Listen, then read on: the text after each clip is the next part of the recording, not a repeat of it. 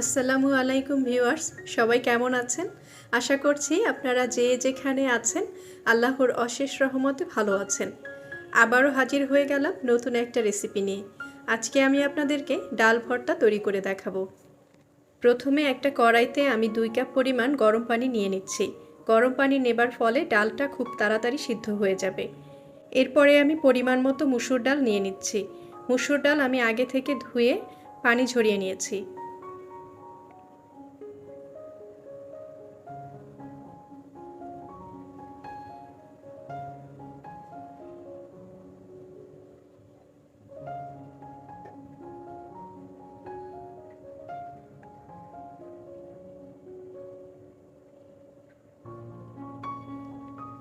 এখন আমি ডাল সিদ্ধ করে নিচ্ছি।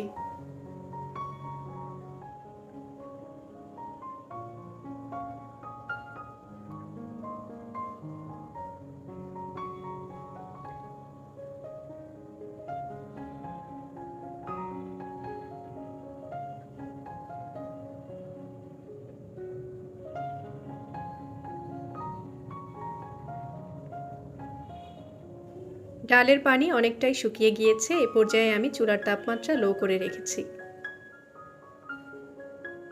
ডাল 80% পর্যন্ত সিদ্ধ করে নিয়েছি। এবারে আমি হাফ চামচ পরিমাণ হলুদ গুঁড়া দিয়ে দিচ্ছি।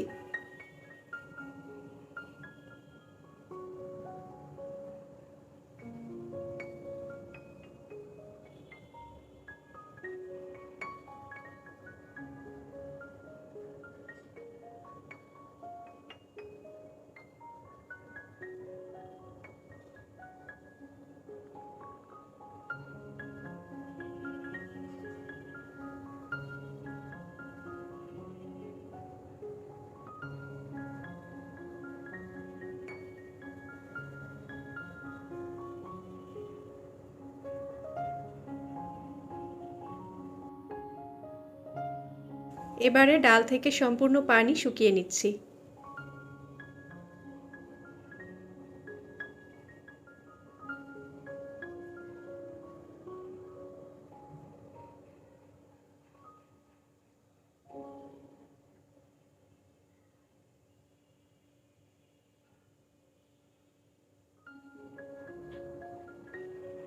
ডাল সিদ্ধ করা হয়ে গিয়েছে। এবারে নামিয়ে ঠান্ডা করে নেব। অন্যদিকে একটা কড়াইতে পরিমাণ মতো সর্ষের তেল দিয়ে কিছু শুকনো মরিচ ভেজে নিচ্ছি।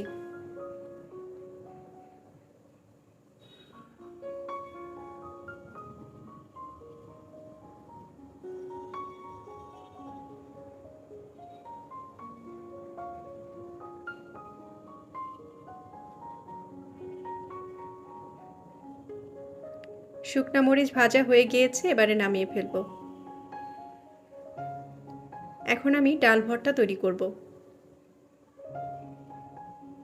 শুকনো মরিচ থেকে বোটা ছাড়িয়ে নিয়েছি। এখন হাত দিয়ে ভেঙে গুঁড়া করে নিচ্ছি।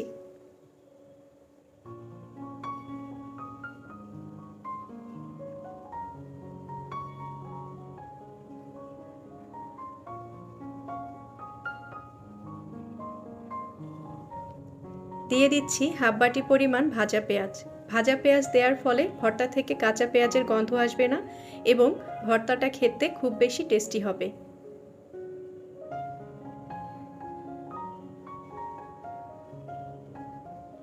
দিয়ে দিচ্ছি 1 চামচ পরিমাণ লবণ। সাথে দিয়ে দিচ্ছি পরিমাণ মতো সর্ষের তেল।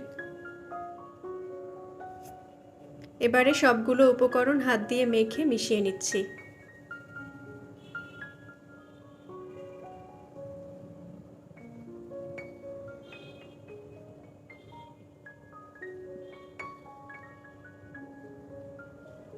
এখন দিয়ে দিচ্ছি স্বাদমতো ধনেপাতা কুচি।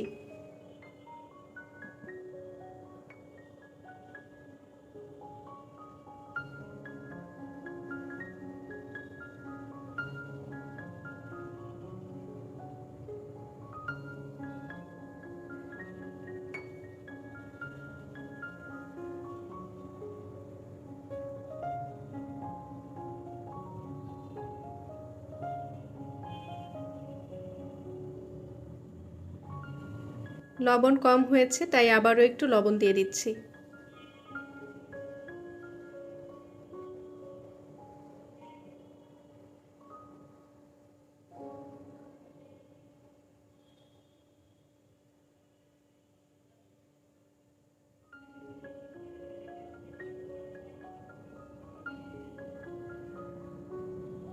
ডাল ভর্তা তৈরি করা হয়ে গিয়েছে, এবারে আমি পরিবেশন করে দেখাচ্ছি।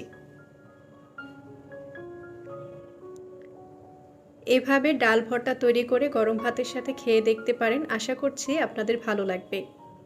ধন্যবাদ এতক্ষণ সাথে থাকার জন্য। ভিডিওটি যদি ভালো লাগে তাহলে অবশ্যই লাইক, কমেন্ট, শেয়ার করবেন এবং আরও নতুন নতুন রান্নার রেসিপি পেতে চ্যানেলটি সাবস্ক্রাইব করে পাশে থাকা বেল আইকনটি প্রেস করে রাখবেন। আর ইতিমধ্যে আপনারা যারা চ্যানেলটি সাবস্ক্রাইব করেছেন আপনাদেরকে অসংখ্য ধন্যবাদ। আবারও হাজির হব নতুন কোনো রেসিপি নিয়ে। ততক্ষণ পর্যন্ত আপনারা সবাই ভালো থাকবেন, সুস্থ থাকবেন। আল্লাহ হাফেজ।